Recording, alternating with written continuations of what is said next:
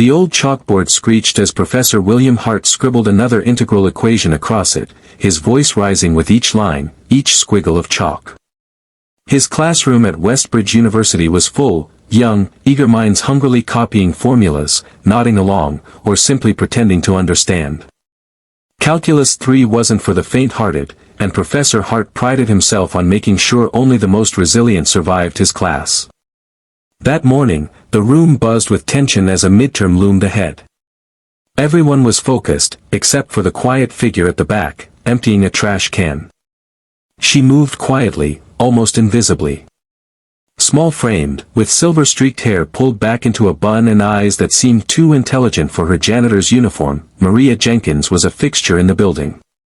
No one really paid her much attention, not the students, not the faculty. To most, she was just part of the background. But today would be different. "All right, let's see who's been paying attention," Hart announced, tossing a complicated equation on the board. "First one to solve it gets 5 points extra credit. Unless you're not up for the challenge." He smirked. There was a hush, then shuffling, then the sound of pencils scratching. Maria, sweeping beneath the last row, glanced up. Her brows furrowed. She stared at the equation for a moment, like someone recognizing an old friend. Hart's eyes scanned the room, amused by the student's struggle. Then he noticed Maria watching. His smile twisted. "Care to give it a try, ma'am?" he asked, his voice dripping with sarcasm. Laughter rippled across the room. Maria looked startled, then smiled politely and shook her head. "Oh, come now," Hart pushed. "You've been here for years, maybe you've learned something just from hearing me talk." More laughter. Maria paused. Then, to the class's surprise, she walked slowly to the board. Whispers swirled like leaves in wind. Hart raised an eyebrow, clearly enjoying the spectacle. Maria took the chalk, her fingers steady, and began to write. In less than a minute, she finished. No hesitation, no crossings out. She stepped back, handing the chalk to Hart. He squinted. His smirk faltered. Then faded. "That's correct," he muttered. "Impressive." The class was stunned into silence. Maria nodded and returned to her cart. The students exchanged glances, murmuring. Hart cleared his throat and launched back into the lesson, but the air had shifted. After class, a young woman named Aisha caught up with Maria in the hallway. "That was incredible," she said. "How did you do that?" Maria smiled gently. "Used to be a mathematician, long time ago.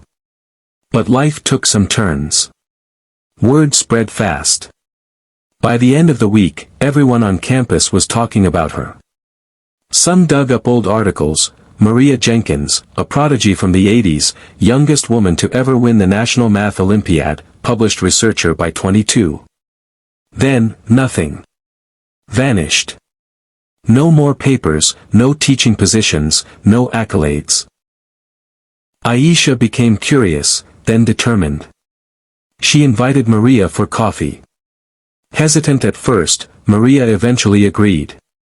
They sat under the campus's oldest oak tree, and Maria spoke quietly about her past. "I had a scholarship to MIT," she began. "Graduated with honors. I loved teaching, loved research. But my mom got sick. Real sick. I came home to care for her. Thought it'd be a year or two. It turned into 10. By the time she passed, I was out of the loop, out of the field.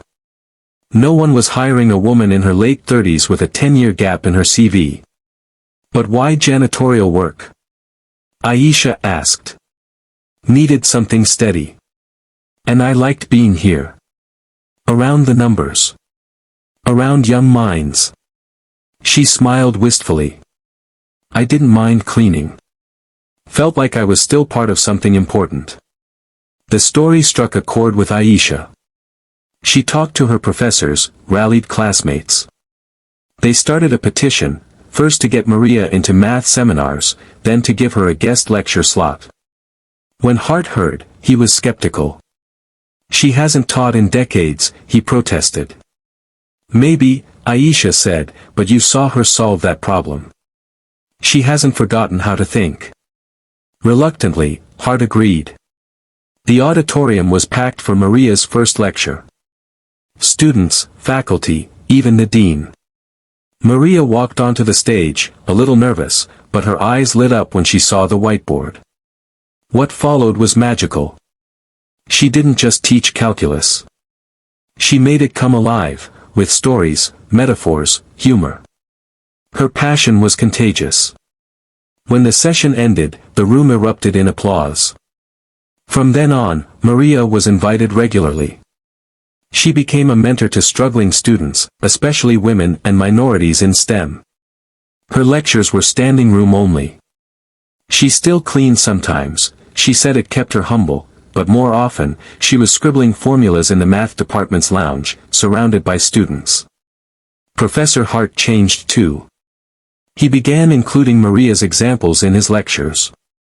One day, after a joint seminar, he approached her. "I was wrong," he said simply. "You belong here more than most of us ever did." Maria smiled. "We all belong somewhere.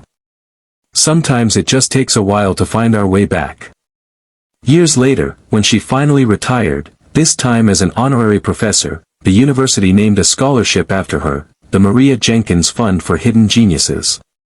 It went to students who showed promise, heart, and had overcome odds. On the plaque outside the scholarship office were etched her words. "Never underestimate someone quietly watching from the back of the room. They might just change the world."